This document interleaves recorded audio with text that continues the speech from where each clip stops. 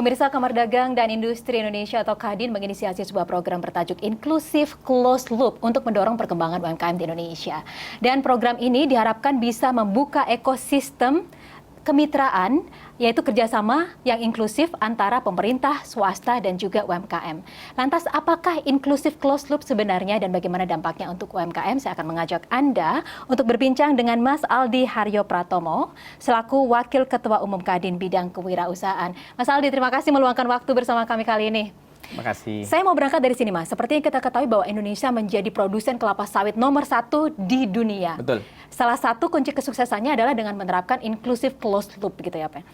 Bisa dijelaskan apa sih sebenarnya inclusive closed loop dan bagaimana ini bisa menjadi kekuatan atau kunci kesuksesan untuk UMKM di Indonesia? Ya, jadi program inclusive closed loop itu artinya sebuah perusahaan memiliki program pembinaan yang dari hulu ke hilir. Misalnya, gitu tadi dengan kelapa sawit kan atau dengan jagung, itu dari awal inputnya atau bibitnya itu diberitahu yang mana yang bagus. Setelah itu teknik bertaninya atau teknik bertanamnya juga dibuat supaya lebih baik sehingga outputnya lebih besar. Gitu. Misalnya kalau di e-fishery perikanan itu diberikan robot untuk memberikan auto feeding sehingga pakannya itu tepat pemberiannya. Terus yang berikutnya saat dia sudah mau menjual itu juga diberikan kesempatan untuk menjual ke perusahaan tersebut atau dikonekkan dengan para pembeli di modern trade. Misalnya kalau jagung langsung dikonekkan ke pabrik, kalau e-fishery dikonekkan ke supermarket misalnya gitu. Dan yang terakhir kan pasti semua ini butuh pendanaan ya, dari mulai bibit, mesin sampai juga pas transportasi ke off-taking. Itu ada mitra pembiayaannya. Misalnya dalam hal ini kita bekerja sama dengan bank seperti Bank BNI, Bank BRI, Bank BCA yang hadir di sini untuk memastikan bahwa ekosistem ini pembiayaannya itu end-to-end dan perusahaan induknya yang menjadi pemilik program ini juga memperhatikan binaan UMKM ini secara hulu ke hilir.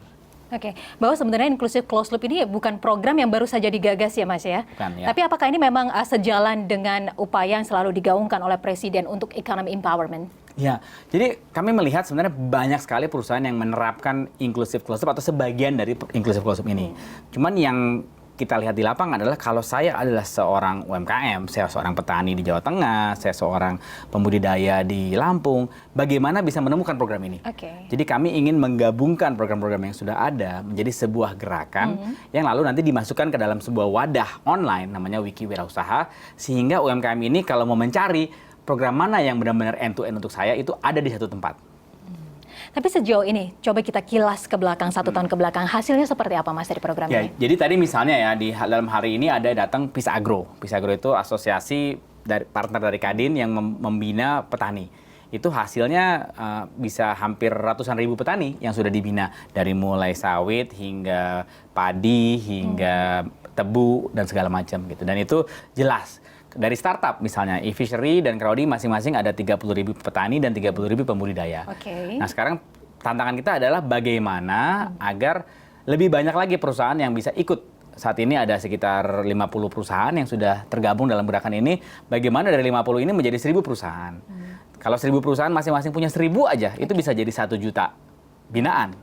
Gitu. Harapan kami ini menjadi sebuah katalis dari gerakan yang kita bergotong royong. Tapi untuk bidang-bidang yang akan di-emphasize itu, apakah hanya terbatas pada pertanian, peternakan, perikanan, hortikultura maksud saya, atau lain sebagainya, Mas? Oh enggak, justru pertanian itu kebetulan yang kan sawit sudah jadi contoh ya. Tapi kita juga ingin ini kembangkan di bidang lain. Saya ambil contoh ya, misalnya tadi di bidang tekstil gitu. Tadi ada rekan kita Penn Brothers, dia mengembangkan sebuah materi yang dari recyclables gitu, sehingga akhirnya nanti kalau diberikan bahannya kepada para UMKM yang diajarkan membuat jas yang keren, itu harganya bisa naik, yang tadinya mungkin cuma dapat 300.000 bisa dapat 1,5 juta gitu. Jadi lumayan jauh perbedaannya. Dan dengan begitu itu tekstil juga bisa naik. Kalau kita ambil contoh lagi tadi dari sisi retail, itu ada SRC, dia membantu supaya sebagai sebuah jaringan retailer, punya 180.000 retailer, dia memberikan pelatihan bagi para warung untuk bisa lebih rapih dan dikasih digitalisasi sehingga penjualannya lebih rapi dan lebih naik.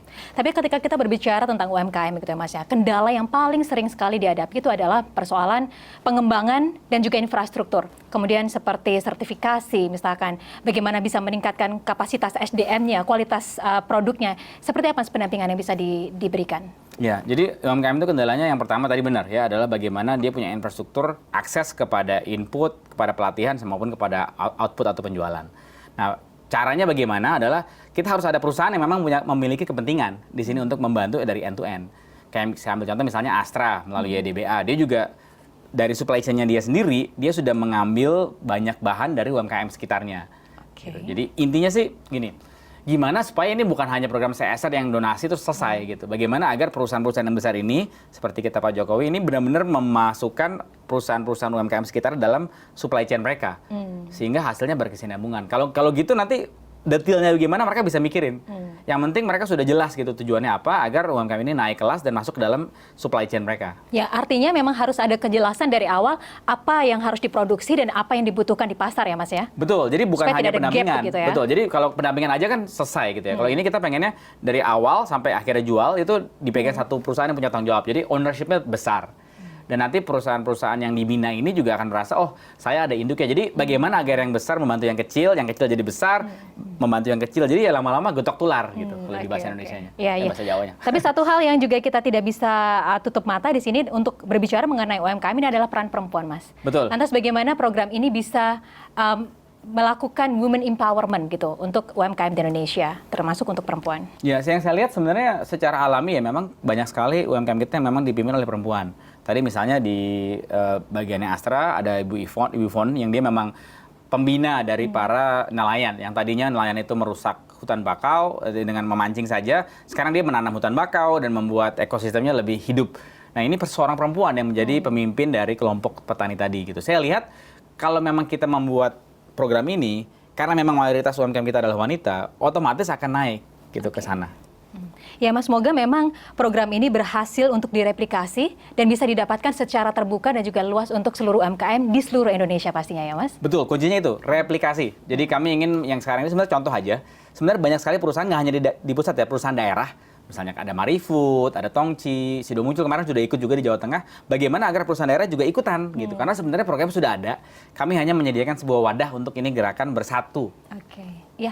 Baik, Mas Aldi Haryo Pratomo, Wakil Ketua Umum Kadin Bidang Kewirausahaan. Terima kasih banyak atas waktunya. Semoga informasi ini bermanfaat. Sukses ya Mas untuk programnya. Amin, terima kasih banyak ya Mbak. Terima kasih banyak. Ya. Dan pemirsa, Inclusive Closed Loop ini diharapkan tidak hanya untuk dapat meningkatkan produktivitas, tapi juga daya saing dan juga kesejahteraan bagi para pelakunya.